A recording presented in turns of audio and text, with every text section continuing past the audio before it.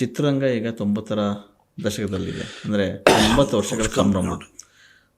ಇಷ್ಟು ವರ್ಷಗಳ ಕಾಲ ಸಾಕಷ್ಟು ಸಿನಿಮಾಗಳು ಬಂದು ಸಾಕಷ್ಟು ದಿಗ್ಗಜರು ಕೂಡ ಆಡೋದ್ರು. ಆದರೆ ಒಂದು ಕೊರತೆ ಇನ್ನೂ ಇದೆ, ಸಿನಿಮಾ ನಗರಿ ಆಗಬೇಕು ಅನ್ನೋದು.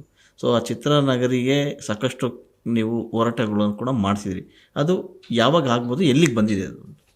ಸರ್, ಚಿತ್ರನಗರಿ ವಿಚಾರದಲ್ಲಿ ಸರ್ಕಾರವನ್ನು ಪ್ರತಿ ಬಡ್ಜೆಟಲ್ಲೂ ಕೂಡ ಪ್ರೀ ಬಡ್ಜೆಟ್ ಮೀಟಿಂಗ್ ಹೋದಾಗ ನಮ್ಮ ಮನವಿನಲ್ಲಿ ಅದು ಕಾಯಮ್ಮಾಗಿರುತ್ತೆ.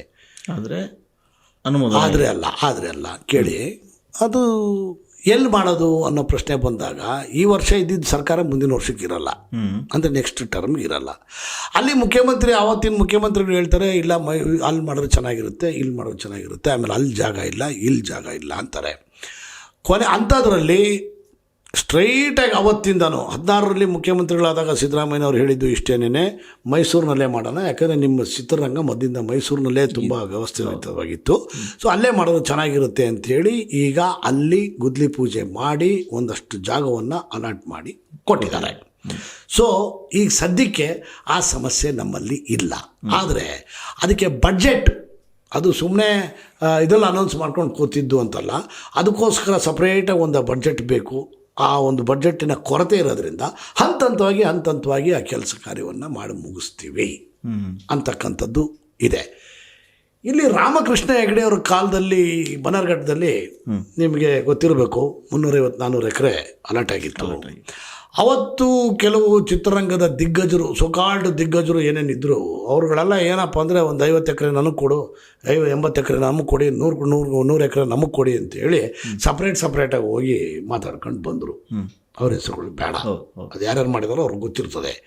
ಸೊ ಅವಾಗ ಸರ್ಕಾರ ಏನು ಮಾಡ್ತು, ಅಲ್ಲ ರೀ ನೀವೆಲ್ಲರಿಗೂ ಒಟ್ಟಾರೆ ಚಿತ್ರರಂಗ ಕೊಡಬೇಕು ಅಂತ ನಾವಿದ್ರೆ ನೀವುಗಳು ಬಂದು 50 ಕೊಡು, 100 ಕೊಡು, 300 ಕೊಡು, 200 ಕೊಡು ಅಂತಂದರೆ ಏನು ನಿಮ್ಮ ಸ್ವಂತ ಕೊಡೋಕೆ ನಮಗೇನು ತಲೆ ಕೆಟ್ಟಾಯ್ತಾ? ನಿಮಗೆ ಬೇಕಂದರೆ ಪರ್ಚೇಸ್ ಮಾಡಿಬಿಟ್ಟು ನಿಮ್ಗೇನು ಬೇಕೋ ಸ್ಟುಡಿಯೋಗಳನ್ನ ಮಾಡ್ಕೊಳ್ಳಿ ಅಂತ ಹೇಳಿ ಅದು ಹಾಗೇ ನೆನಗುದಿಗೆ ಬಿದ್ದು ನೃತ್ಯ ಗ್ರಾಮಕ್ಕೆ ಒಂದಷ್ಟು ಅಲಾಟ್ ಮಾಡಿಕೊಟ್ಟು ಬಯೋಕಾನ್ ಮೇಡಮ್ ಇವರು ಯಾರು ಮುಜುಮ್ದಾರ್ ಅವರು ಕೂಡ ಕೇಳಿದರು ಅಂಥೇಳಿ ಕೊನೆಗೆ ಈಗ ಅದನ್ನು ಯಾವುದೋ ಒಂದು ಆಯುರ್ವೇದದ ದಿನ ಇದಕ್ಕೆ ಎಲ್ಲವನ್ನು ಅಲಾಟ್ ಮಾಡಿ ಕೂತ್ಕೊಂಡು ಅವತ್ತಿನಿಂದ 30 ವರ್ಷಗಳ ಕಾಲ ಅದು ಹಾಗೆ ನೆನಗುದಿಗೆ ಬಿತ್ತು.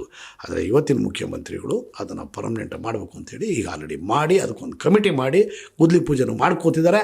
ಹಣಕಾಸಿನ ಮುಗ್ಗಟ್ಟಿರೋದ್ರಿಂದ ಸಮಸ್ಯೆ ಇದೆ, ಅದು ಮುಂದಿನ ದಿನಗಳಲ್ಲಿ ಸರಿ ಹೋಗುತ್ತೆ, ಟೇಕ್ ಆಫ್ ಆಗುತ್ತೆ. Yes sir. ವಾಣಿಜ್ಯ ಮಂಡಳಿಯಲ್ಲಿ ಉಪಾಧ್ಯಕ್ಷರಾಗಿ ಬೇರೆ ಬೇರೆ ಹುದ್ದೆಗಳನ್ನು ಅಲಂಕರಿಸಿ ನೀವು ಕೆಲಸ ಮಾಡಿದ್ರಿ. ಮುಂದಿನ ದಿನಗಳಲ್ಲಿ ಏನಾದರೂ ಅಧ್ಯಕ್ಷ ಸ್ಥಾನಕ್ಕೆ ಏನಾದರೂ ಬಣಕಾರ ಅವರು? ಸರ್, ಅಧ್ಯಕ್ಷ ಸ್ಥಾನಕ್ಕೆ ಬರಬಾರ್ದು ಅಂತಲ್ಲ, ಬಟ್ ನನಗೇನು ಅಂದರೆ ನನಗಿನ ಸೀನಿಯರ್ಗಳಿದ್ದಾರೆ. ಓಕೆ. ಚಿತ್ರರಂಗದ ನುರಿತರು, ಆಮೇಲೆ ಚಿತ್ರರಂಗವನ್ನು ಆಳವುದ್ದವನ್ನು ಅಗಲವನ್ನು ಆಳವುದ್ದವನ್ನು ಅರ್ಥವರು, ಹಾಗೇನೇ ಕೆಲವು ಸಂಕಷ್ಟಗಳಿಗೆ ಪರಿಹಾರ ಹುಡುಕಿ ಸರ್ಕಾರದಲ್ಲಿ ಮುಂಚೂಣಿಲಿರ್ತಕ್ಕಂಥವ್ರು ಇನ್ನೂ ಒಂದು 3-4 ಜನ ಇನ್ನೂ ಇದ್ದಾರೆ. ಅವ್ರುಗಳೆಲ್ಲ ಆಗಲಿ, ಅವರಾದರೆ ಅವ್ರ ಮಾರ್ಗದರ್ಶನದಲ್ಲಿ ನಾವು ಹೋಗ್ಬೋದು. ಇಲ್ಲ ಅಂದರೆ ನಾವು ಅಲ್ಲಿ ಸೀಟಲ್ಲಿ ಕೂತಾಗ ನಮಗೆಲ್ಲೋ ಒಂದು ಕಡೆ ನಮ್ಮ 3rd ಸೆನ್ಸ್ ಆಪ್ರೇಟ್ ಆಗುತ್ತೆ, 6th ಸೆನ್ಸು ಒಂಥರ ಹೊಡೆಯುತ್ತೆ. ಏನು ರೀ ಅವ್ರು ಇನ್ನಿಗಿನ ಅನುಭವಿಸ್ತರು ಅವ್ರನ್ನ ಅಲ್ಲಿ ಕೂರಿಸಿದ್ದೀರಿ ಅಂಥೇಳಿ.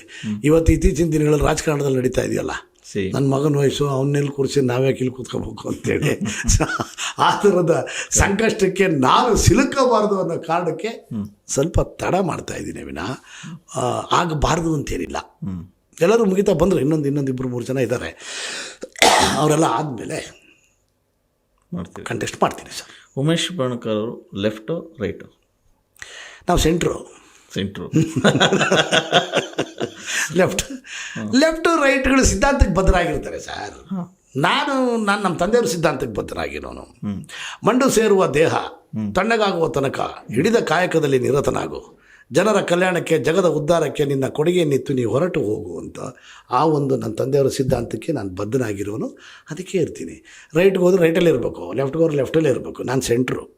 ನಾನು ಹೆಂಗೆ ಬೇಕಾದರೂ ಯಾವ ಮನುಷ್ಯ ತನ್ನದೇ ಆದಂಥ ಗಟ್ಟಿ ನಿರ್ಧಾರಗಳಿಗೆ ಅಂಟಿಕೊಂಡು ಬದ್ಧನಾಗಿ ನಿಂತಿರ್ತಾನೋ ಆತ ದೇಶನೇ ತನ್ನಂತೆ ಮಾಡ್ಕೋಬಲ್ಲ ಅಂತಕ್ಕಂತಹ ಒಂದು ಪದ ಏನಿದೆ ಅಥವಾ ಅದ್ರದ್ದು ಅರ್ಥ ಏನಿದೆ ಅದಕ್ಕೂ ನಾನು ಬದ್ಧನಾಗಿದ್ದೀನಿ. ನನ್ನ ವಿಚಾರಗಳು ಕೆಟ್ಟದಿರಬಾರ್ದು ಅಷ್ಟೇ. ಓಕೆ. ನಾನು ಕೊಲೆ ಮಾಡ್ತೀನಿ, RBI ರೇಡ್ ಮಾಡಿಬಿಡ್ತೀನಿ, ದರೋಡೆ ಮಾಡಿಬಿಡ್ತೀನಿ ಅನ್ನೋ ಸಿದ್ಧಾಂತಕ್ಕೆ ಬದ್ಧನಾದರೆ ಜೈಲಿಗೆ ಹೋಗ್ತೀನಿ. ಕರೆಕ್ಟ್.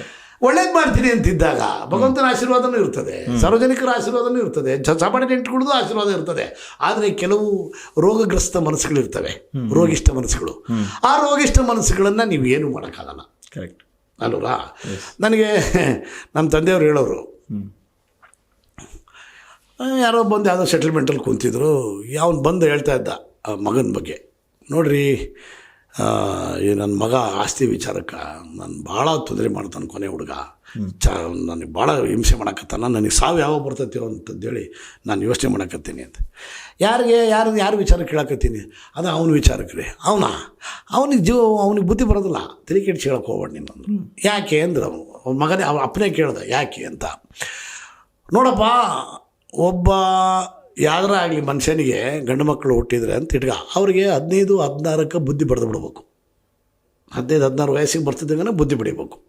ಬೇಡ ಬಡಿಲಿಲ್ಲ ಅಂತ ಇಟ್ಕ, ಮದುವೆ ಆದ್ಮೇಲೆ ಬಡಿಬೇಕು. ಆ ಬಂದಕ್ಕಿದ ಕಾಲ್ಗುಣ ಆಕಿಂದ ಅಂದ್ರೆ ಬುದ್ಧಿ ಬಡಿಬೇಕು. ಆವಾಗೂ ಬಡಿಲಿಲ್ಲ ಅಂತ ಇಟ್ಕ, ಒಂದು ಹೆಣ್ಮಗು ಹುಡ್ತತ್ತಲ್ಲ ಆವಾಗಾರ ಬುದ್ಧಿ ಬಡಿಬೇಕು.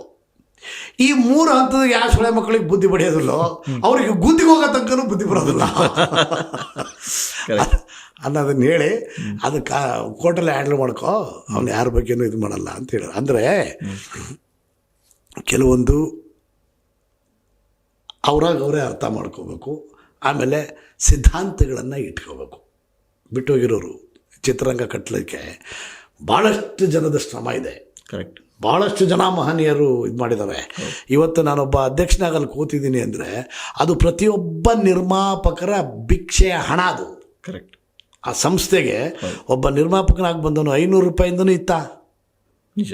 ಇವತ್ತು 50,000 ಆಗಿದೆಯಾ? ಅಷ್ಟಾದರೆ ಆ ಪ್ರತಿಯೊಬ್ಬ ನಿರ್ಮಾಪಕ 50 ರೂಪಾಯಿ ಕೊಟ್ಟವರಿಂದ ಹಿಡಿದು 50,000 ಕೊಟ್ಟಿರೋ ತನಕ ಅವರ ಭಿಕ್ಷೆಯ ಪ್ರತಿಫಲವೇ ಇವತ್ತಿನ ನಿರ್ಮಾಪಕರ ಸಂಘ. ಒಂದು 30-35 ಕೋಟಿ ರೂಪಾಯಿ ಒಂದು ಆಸ್ತಿ, ಅದು ಗಾಂಧಿ ಭವನದ ಎದುರುಗಡೆ. ಎಸ್. ನೀವು ಸಣ್ಣ ಆಗ್ಬೇಕಲ್ವಾ? ಅದು ಒಂದು ಉತ್ತಮ ಆಹಾರದಿಂದ ಸಣ್ಣ ಆಗ್ಬೇಕಲ್ವಾ? ಪ್ರತಿದಿನ ನಮ್ಮ ಜೀನಿ ಸ್ಲಿಮ್ ನ ಯೂಸ್ ಮಾಡಿ ಯಾವುದೇ ಸೈಡ್ ಎಫೆಕ್ಟ್ ಇಲ್ದಂಗೆ ನೀವು ಸಣ್ಣ ಆಗ್ತೀರಾ. ಗ್ಯಾಸ್ ಟ್ರಬಲ್ ಅಂತಾವು ಇಂಥವು ಏನು ಭಾಳ ಆಗ್ತಿದ್ವಲ್ಲ, ಆ ಥರ ಈಗ ಆಗೋದು. ಬೆಳಿಗ್ಗೆ ಎದ್ದ ಕೂಡ 7:30-8 ಗಂಟೆಗೆ ನಾವು ಈ ಒಂದು ಗ್ಲಾಸ್ ತೊಗೊಂಡ್ರೆ ನಾವು ಕಡಿಮೆ 10-10:30 ಮಟನ ನಮ್ಮ ಹೊಟ್ಟೆ ಅನ್ನೋದು ಕರೆಕ್ಟ್ ಲೆವೆಲ್ ಮೇಂಟೆನೆನ್ಸ್ ಮಾಡಿ, ಒಟ್ಟು ಶಕ್ತಿ ಅನ್ನುವಂಥದ್ದು ಕಡಿಮೆ ಮಾಡಿಲ್ಲ. ಒಳಗೆ ಏನಿತ್ತಲ್ಲ ಎನರ್ಜಿ ಕೊಡ್ತಾ ಇದೆ. ಆದ್ರೆ ಎನರ್ಜಿ ಅಂತೂ ಫುಲ್ ಪವರ್ ಜೀನಿ ಕಂಟಿನ್ಯೂ. ಇದರಿಂದ ಮತ್ತೆ ನಮ್ಮ ಬೀಗರಿಗೂ ಕೊಟ್ಟು ಕಳಿಸಿದ ಸಿರಿಧಾನ್ಯಗಳ ಸಿರಿ ಜೀನಿ ಕುಡಿಯಿರಿ, ಆರೋಗ್ಯವಾಗಿರಿ. ವೇಟ್ ಲಾಸ್ ಸಲುವಾಗಿ ನನ್ ಭಾಳ ಜನ ಕೇಳಿದ್ರು. ಫಸ್ಟ್ ನಾನು ತಗೊಂಡು ನನಗೆ ರಿಸಲ್ಟ್ ಬಂದ್ಮೇಲೆ ಆಮೇಲೆ ನಾನು ಜೀನಿ ಸ್ಲಿಮ್ ಇನ್ನೊಬ್ಬರಿಗೆ ಪ್ರಿಪೇರ್ ಮಾಡಿದೆ. ಸುಸ್ತಾಗೋದು ಕಡಿಮೆ ಆಯ್ತು, ವೀಕ್ನೆಸ್ ಅದು ಏನೂ ಇಲ್ಲ, ಪೂರಾ ಹೆಲ್ದಿ ಅದೇನೆ. ಪ್ರತಿದಿನ ನಮ್ಮ ಜೀನಿ ಸ್ಲಿಮ್ ನ ಯೂಸ್ ಮಾಡಿ ಯಾವುದೇ ಸೈಡ್ ಎಫೆಕ್ಟ್ ಇಲ್ದಂಗೆ ನೀವು ಸಣ್ಣ ಆಗ್ತೀರಾ.